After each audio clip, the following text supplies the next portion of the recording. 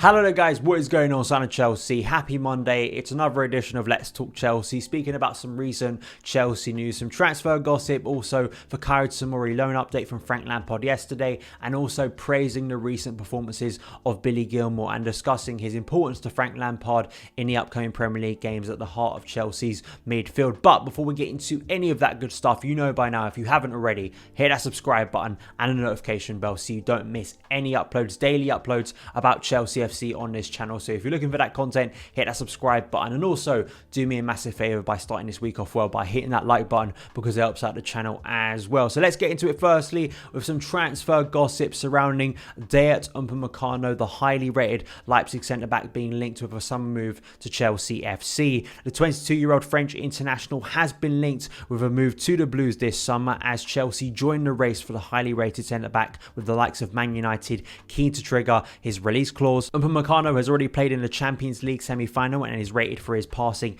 and physicality. A really good scout report from Breaking the Lines details how by playing on the left side of a back three, he pulls the strings throughout the thirds with the passing of a midfielder and the athleticism of a fullback, while still retaining the sheer defensive grit that has seen the likes of Robert Lewandowski and Diego Costa nullified when up against a sturdy Frenchman. Firstly, got to mention about the source of this news. It's mostly coming from the likes of Bale Sports, so tabloid gossip around transfer news. So take this news with a pinch of salt compared to the likes of Matt Law, who'd be reporting on it, or Simon Johnson, David Ornstein, Nazar Kinsella, people who have a really good hit rate in terms of Chelsea transfer news. So it's not that well connected, I don't think, and I think it's a pretty easy connection to make that Chelsea would be looking at a centre-back of this calibre in the summer, with the likes of Man United going after him. Not even Fabrizio Romano linking Chelsea to Upamecano. In terms of Romano, he did tweet earlier today about Upamecano and said that Leipzig are not open to sell the centre-back this January. He's expected to leave the club next summer. Many clubs are interested and set to open talks with his agent. The release clause value is 42 million euros, so obviously that could be a little bit lower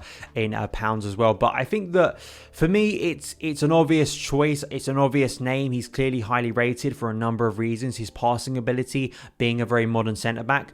I do wonder the concern of a young signing from a foreign league in a key position. I think we've seen the value of pedigree and experience in Chelsea's defence this season from Thiago Silva. There's still doubts about Kurt Zouma's potential to fulfil the role as Chelsea's leader in the back four once Thiago Silva leaves. There's a lot of young centre-backs around the club. I look at Fikayo Tomori, Christensen, who I don't think has a long-term future at Chelsea. I also think about Mark Gurhey. I think about Ethan Ampadu. There's so many around the club. Malang Sarr, Muamba, who we just bought in the summer, who could potentially in years to come fulfill that role too. So it's difficult, and Chelsea, I wouldn't put it past Chelsea going out in the summer despite those promising young names and signing a big player.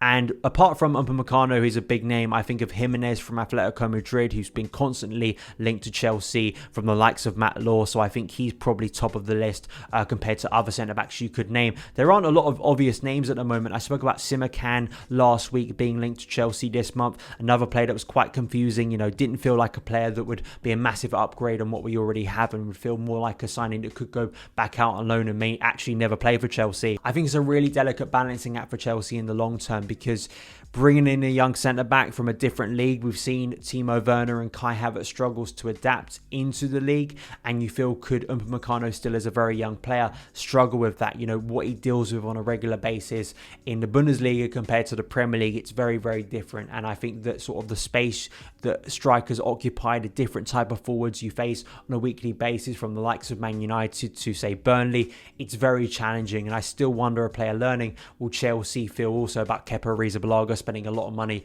on a young player and potentially it failing?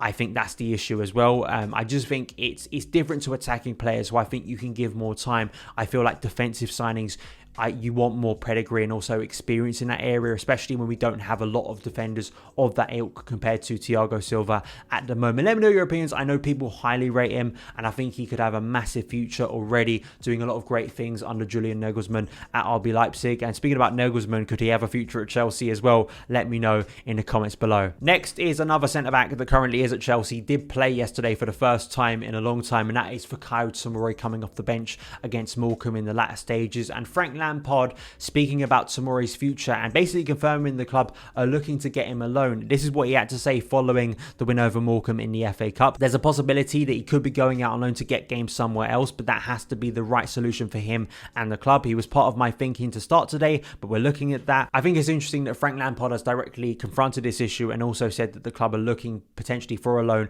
The fact that Tomori was so close to a loan on deadline day to West Ham, he desperately needs it. I spoke about Leeds being in for him last week. Could that be a possible destination for him this month? He just needs to go somewhere and start playing football. I think there is a hesitancy apparently from the club due to this recent Christensen injury, and they're concerned about that being very long term and potentially him being out maybe for the rest of the season at worst case, or at least for a few months, and wanting to have a number of centre-backs at the club, having 4 centre-backs available at any given time. I know you could shift to a back three and play Dave there, but especially with Lampard at the moment, he's only played a back three once this season, and that was against Man United back in October. So unless he changes it again, I think it's very unlikely he goes to a back three again. So he'll want 4 centre-backs, 4 natural centre-backs to play in 2 positions, and Tomori could fulfil that. But I think for Tomori's own career, the fact that he was in the squad yesterday but didn't start ahead of Thiago Silva in a game where Chelsea weren't really tested at the back, I think it's a shame personally for him. So that needs to happen this month, I think, for Tomori. Beyond that, I don't know. I think it's really uncertain. I think in the summer I would have told you he would have got that loan move and come back in the summer. Now there's a doubt that he may even return to Chelsea, and as I was saying with Upamecano and the potential of Chelsea signing a big player in that position in the summer to replace Thiago Silva in the long term, does Tomori have a future? There's so much competition, just like in midfield with young players, and it seems that something has gone wrong with Tomori and Lampard not giving Tomori a lot of chance to get into the first team, even as third choice. Let me know your opinions on this situation. I think it is an absolute necessity for Tomori to get game time, because I think if he doesn't, I think if he just sits on the bench for the rest of the season, I think it's even more likely he leaves the club permanently in the summer. Let me know your opinions on this situation in the comments below. And finally, some positive news and some positive thing to talk about is, of course, Billy Gilmour yesterday featuring and playing the whole game against Morecambe at the base of Chelsea's midfield. In my review yesterday, I spoke about how I feel that Gilmour, Havertz and Mount could be the starting midfield trio against Fulham either on Friday or Saturday, compared to when that game actually takes place. But it's important for Lampard to strike the right midfield balance again, because we've had those issues rear up recently, and also N'Golo Kante being injured but also getting suspended. What happens beyond that? You know, I think if Gilmour was to start, say, against Fulham and play really well, but then Kante is ready for the next game, do you bring Kante back in? What happens? It's been such a massive headache for Lampard, but also Sarri before that as well, in terms of what is the best midfield configuration. And I think that many people have ideas of what it is. It's a bit like the formation. I get asked a lot about what I think the best formation for Chelsea is. I think it's a very difficult question to answer, because I think there's a lot of evidence to give you different answers, to be honest. Sometimes it looks like a 4-2-3-1. Sometimes, say a month ago, it looked like the 3 with Kante holding was a great solution for Chelsea and for Lampard. But now you're sort of doubtful about that in terms of games, in terms of us being exposed against the likes of Man City and Arsenal. But this article from Simon Johnson sort of goes into Billy Gilmour's performance and why Frank Lampard trusts him. As you can see here, Billy Gilmour is the youngster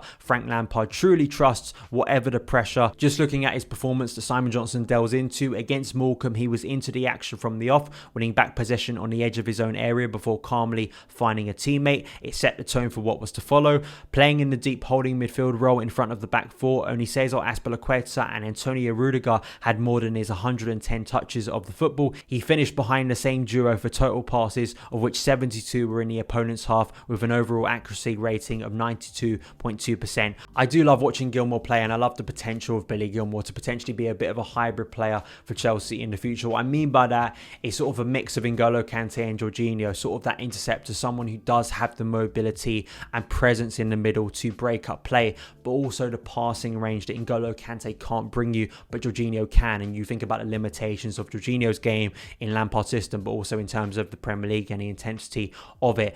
The dream scenario, and I think we saw this last season, was could Gilmour fulfill that role in the long term for Chelsea? And it's interesting because I feel that Gilmour obviously is high in Frank Lampard's thinking. I think the fact that Jorginho didn't start at all yesterday, didn't feature at all, I think is a massive statement, because that's the sort of game for fringe players you feel are guaranteed to start. Yes, Lampard did field a stronger side than usual in that type of game, but I think the fact that he gave a vote of confidence for Gilmour at the base of his midfield, I think says a lot for what he thinks about Gilmour moving forward. I think the maturity of performances he had against Liverpool, I saw a comment yesterday and I think there are some doubts about, can he go up against top level opposition? We'll go back and watch the game against Liverpool, a high pressing team, and he had an incredible performance. I do concern about what Lampard does when, say, Kante is back fit, because you don't really want to just bench Kante, even though he's been in poor form recently. You want a player of that quality back in your starting 11. But it's an issue because I think both Gilmour and Kante, I've seen them play on the pitch before, and I get a sense they could almost get in each other's way. Could Lampard sort of change up the formation and system to suit that? But then you're looking further up the pitch at the likes of Mason Mount and Kai Havertz as well, along with the attacking players beyond that. So it's difficult for Lampard, but I think at least for the short term, looking at Fulham, a game Chelsea have to win, I feel that Billy Gilmour absolutely needs to be in that starting role. I think he adds so much just maturity, calmness, simple play, but also sharpness that Chelsea lack sometimes. It's not just him playing against a League Two side, it's also in the Premier League as well. He seems sharp, he seems intent, he gets the ball and wants to do something proactive with it, which I think is great for Frank Lampard's midfield. Let me know your opinions on Billy Gilmour. What happens when Kante returns? What do you think the future of Billy Gilmour is? Do you think he will be a lone sort of DM, sort of a deeper line midfielder? But do you think also he could play maybe as a number 8 later on in his career? Let me know in the comments below. But that is it for this edition of Let's Talk Chelsea. Thank you guys so much for taking the time to watch it. If you did enjoy it, hit that subscribe button and a notification bell so you never miss an upload. Follow me on Twitter at SonOfChelsea. Have a great day and I'll see you again